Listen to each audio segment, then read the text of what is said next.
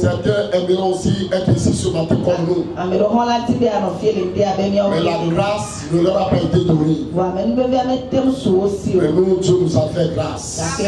Balance la main comme c'est dit. Merci Seigneur pour ta grâce ce matin. Amen.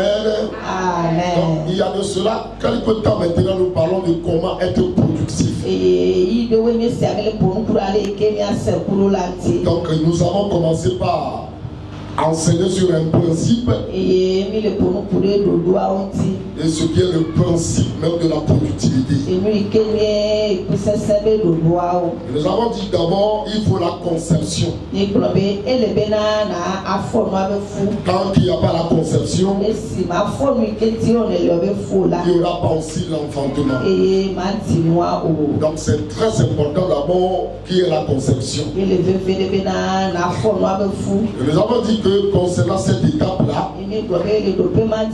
il faut beaucoup et clairement, mûrement réfléchir.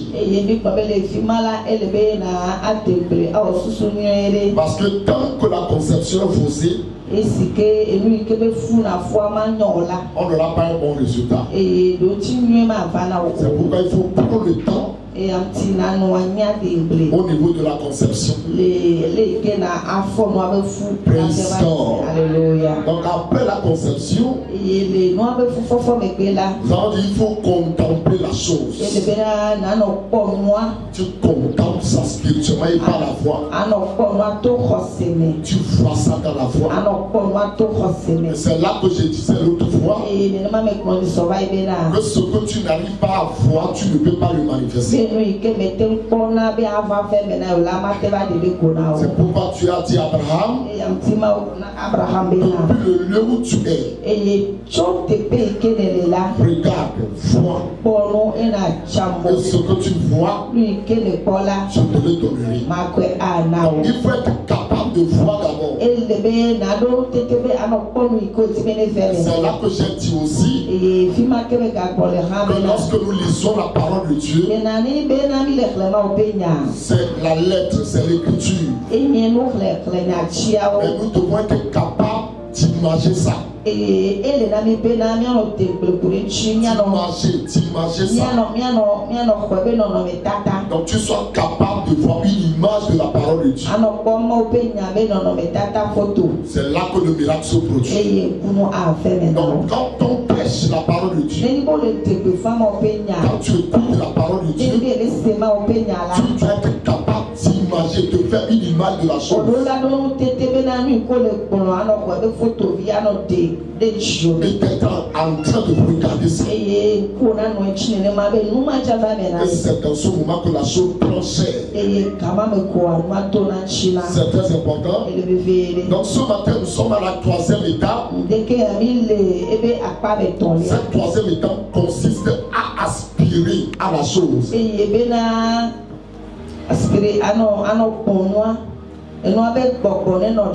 C'est-à-dire désirer fermement la chose. Il faut désirer ça. Et que ce désir soit intense. C'est très important.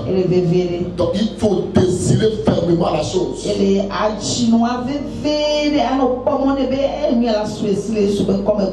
1 Corinthiens chapitre 12. Lisons le verset 31. Et puis on va lire 1 Corinthiens chapitre 13, le premier verset.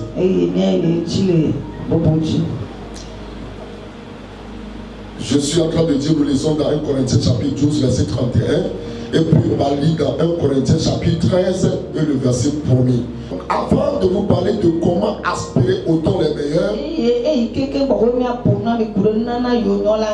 nous devons savoir qu'il y a un don plus excellent. Il y a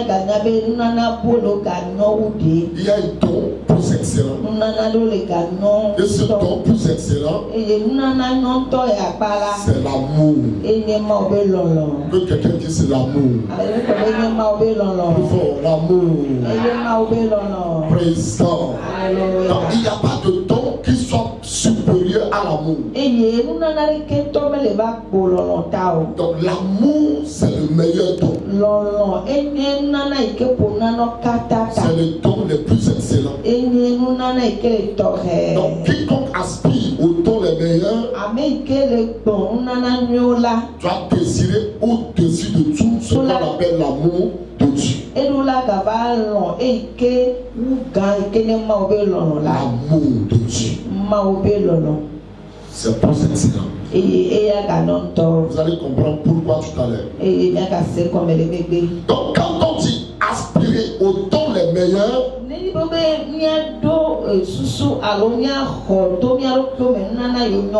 du mot aspirer, nous avons aspirateur par exemple. Aspirer. Par exemple, on peut prendre un aspirateur pour aspirer les saletés dans une chambre. Donc, aspirer une chose. Donc, quand on aspire une chose, ça veut dire on attire la chose. On attire la chose vers soi. Donc, quand on dit aspirer au don des meilleurs, donc tu dois distinguer ces dons meilleurs là dans la vie des autres. Tu regardes la vie des gens et tu dis que cette grâce là est particulière. Je veux avoir ça aussi. Tu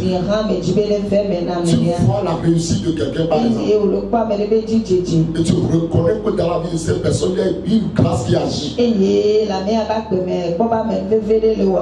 tu veux être comme la personne. Donc tu aspires cette grâce là. Je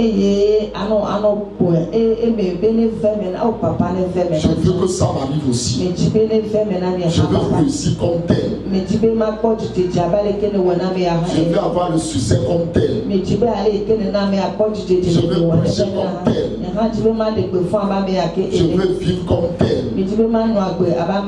Je veux prospérer comme tel. Ça veut dire que d'abord tu as vu dans la vie de cette personne-là des dons excellents. Ou des grâces particulières. Et maintenant tu veux que la même chose t'arrive aussi. Donc tu vas aspirer ça. Il ne s'agit pas de voler ça dans la vie de la personne. Il ne s'agit pas de voler ça. Donc, tu désires la même chose, mais quand tu l'auras, la personne aussi va continuer à l'avoir. Est-ce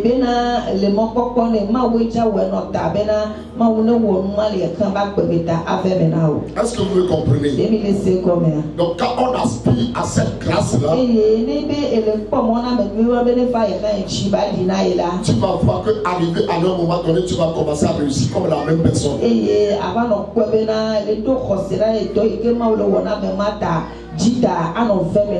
Mais la personne aussi continue à réussir. Donc quand nous prenons du côté de Satan par exemple, quand les satanistes aspirent au don d'une personne, ils volent ça. Et la personne devient vide. On a volé les dons de la personne. Et c'est là que vous allez comprendre le pourquoi d'aspirer au don le plus excellent qui est l'amour.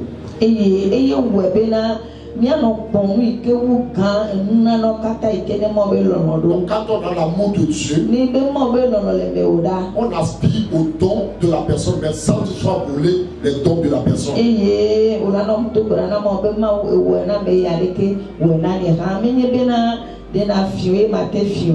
Est-ce que vous me comprenez? Alléluia. Donc vous notez d'abord que dans la vie de telle personne, il y a une telle grâce. Seigneur, je veux réussir comme lui. Si telle personne a pu réussir, moi aussi je vais réussir. Donc c'est comme si une jalousie, mais une jalousie positive. Donc, il ne s'agit pas d'une jalousie destructive. Parce qu'il y a la jalousie destructrice aussi. La jalousie destructrice, c'est de voir la chose dans la vie de la personne, d'envier ça, mais pas suite détruire ça dans la vie de la personne.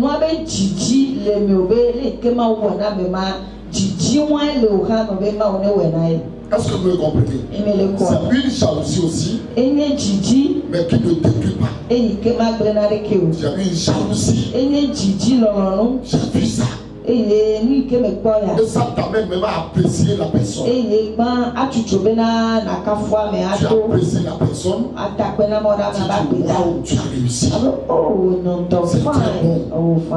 Et tu vas même demander conseil à la personne. Comment tu as pu faire ça? Mais si c'est la jalousie destructrice,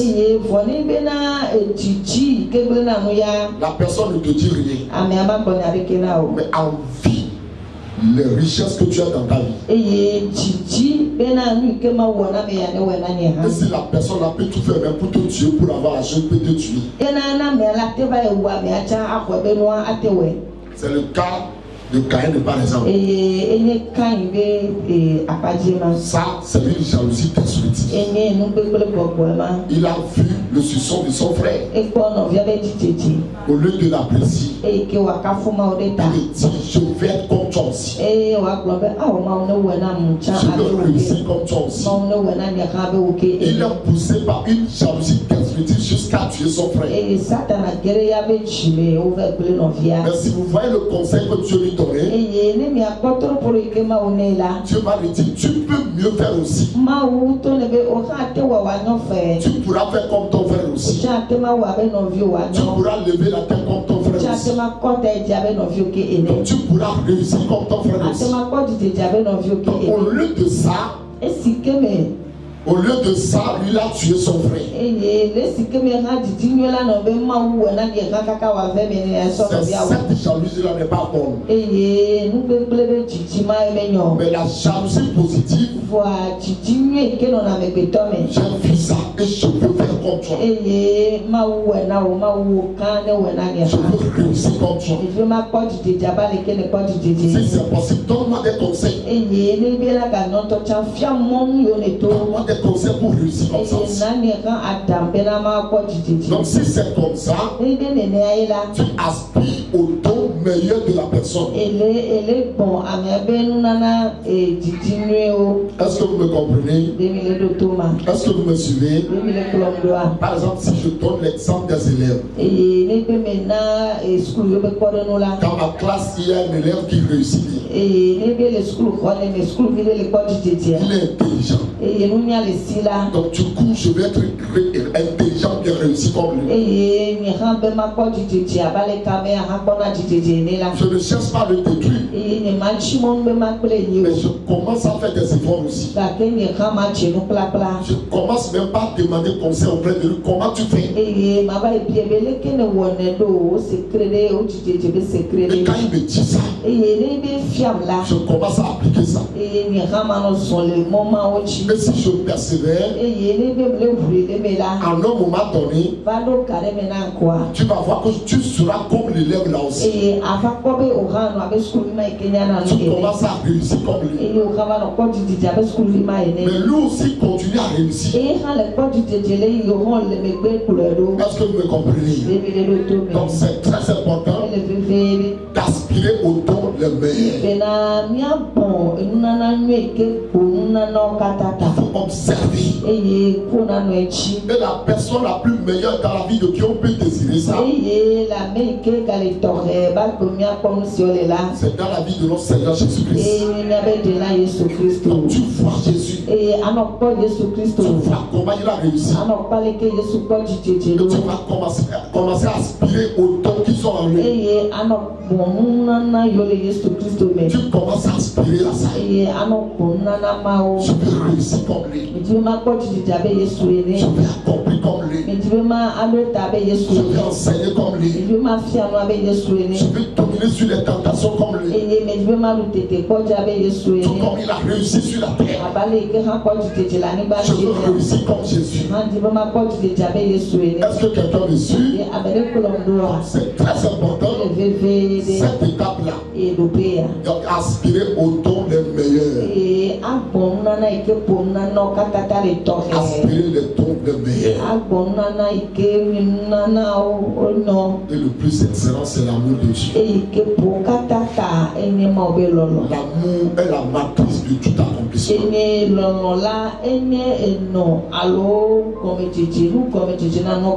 L'amour est le sein dans lequel Dieu fait éclore les destins.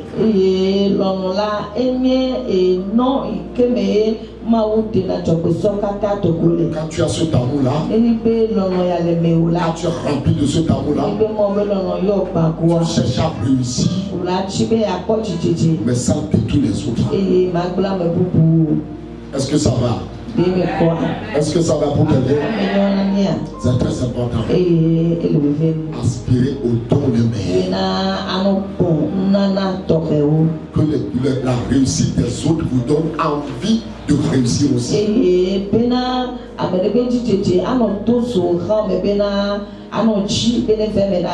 a pu faire ça, moi aussi je peux faire.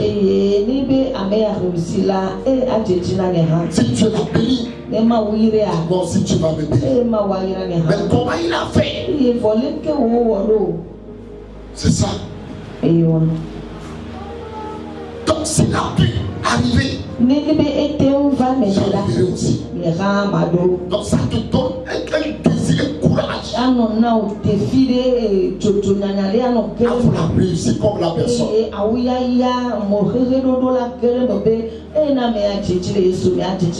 Si lui n'a pu faire ça, je peux le faire aussi. Mais c'est dans ce sens, par exemple, la Bible dit Élie était de la même nature comme nous. Mais il a fait des prodiges. Il a fait des miracles. Comment un homme peut arriver à faire ça? Donc si Élie a pu faire tout cela, moi aussi je le ferai. Est-ce que vous me comprenez? Donc ça te fait sortir de ta paresse. Ça te donne un courage. Je vais réussir comme lui. Je vais réussir comme lui. S'il a pu prospérer comme ceci, je vais prospérer aussi. Si lui il sert Dieu et qu'il vit dans la sanctification comme ceci, moi aussi je vais vivre. Je vais vivre dans la sanctification. Si lui il réussit à créer dans la chrétienté, moi aussi je vais réussir. S'il arrive à prier comme ça, moi aussi je vais arriver à prier. Ah, je vais arriver à le faire aussi. Quand tu as cette envie positive là, ça commence à te pousser maintenant à commencer à cultiver de bonnes choses aussi. Tu ne cherches pas à détruire la personne. C'est ça, nous le voyons dans le lieu de travail, nous voyons ça dans le lieu de commerce, dans nos établissements scolaires. Il y a des gens qui ont envie les autres jusqu'à les tuer. Mais ce qui est mauvais, c'est que tu vas tuer la personne, tu ne pourras jamais prendre ses dons. Tu ne pourras pas prendre ses richesses. Alors, quelqu'un, une fois tué, quelqu'un a reçu ses succès. Elle est possible là. Est-ce possible?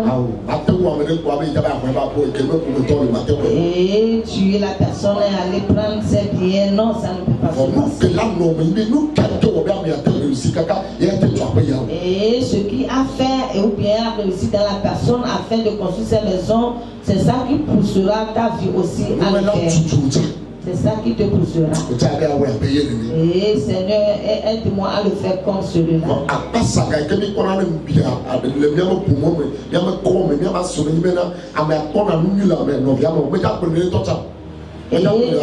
que nous voyons aujourd'hui, la personne aura des mauvaises intentions. Et sur cette personne verra la chose chez la personne, mais ne le dira pas, ne l'appréciera pas. Et ne le voit même pas avec de bons yeux. Et peut-être que l'esprit parlera à la personne pour dire c'est la personne la seule. Et qu'est-ce que c'est? Et mais la personne l'a réussi. Et que le cœur de la personne sera méchant contre cette personne. Et ce n'est pas ça on parle. parle. Et ce que nous disons ce matin est que tu vois ta prochaine réussite et que cette personne a une grande grâce sur sa vie et cette personne a des dons dans sa vie. Moi aussi, Dieu, fais-moi comme celui-là.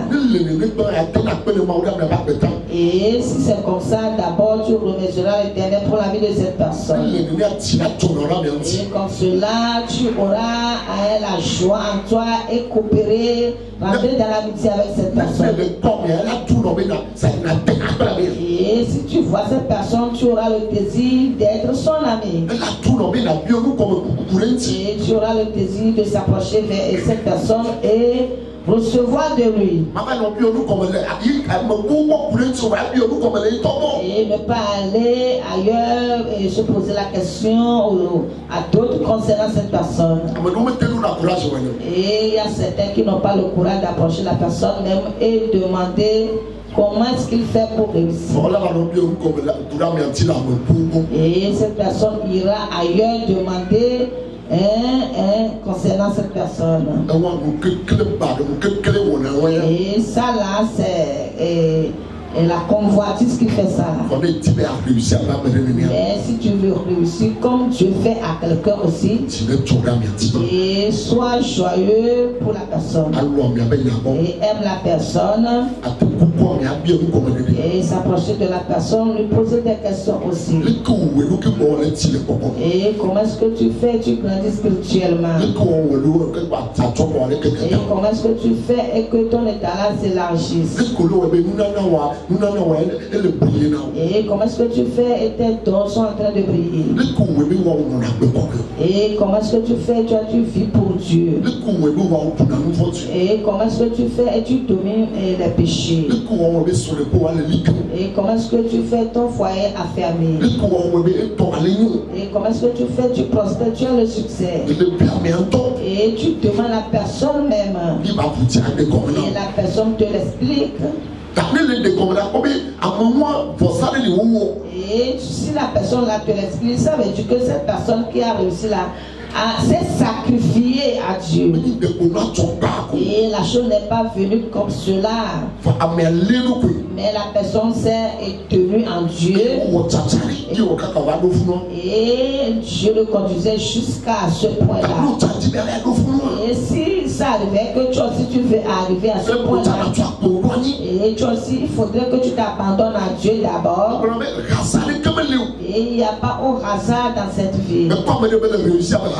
Et tu vois quelqu'un réussir, ce n'est pas au hasard. Et tu vois quelqu'un réussir à le succès, ce n'est pas au hasard. Et la personne a commencé quelque part. Et la personne a commencé à souffrir quelque part. Et ne voit pas la personne sauter pour rentrer au milieu de la personne pour dire tu vas réussir comme cela. Tu dois aussi commencer quelque part. Et ne prends pas la victoire de quelqu'un pour en prendre ton début.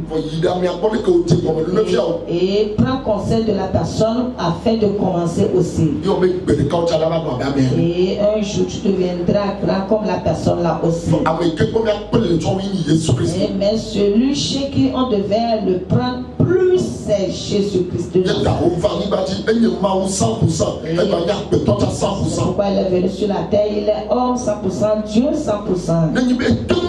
Et si Jésus a pu réussir, nous pouvons réussir aussi. Et si Jésus est resté sur cette terre, et il a survécu toutes choses sur la terre, il a survécu le péché, il a survécu toutes les impurités de la terre, et il a survécu toutes les mauvaises vies sur la terre. Et l'enfantement qu'il portait en son sein, et il a enfanté. Nous aussi, nous pouvons rester comme Jésus-Christ. Et on enfante aussi notre destin. Nous pouvons enfanter aussi notre destin. Pas au hasard sur la vie. Et tu Joab mis ça en toi d'abord. La décision de Joab l'accompagnait. Et la grâce de Jésus sur cela. Et tu auras le succès.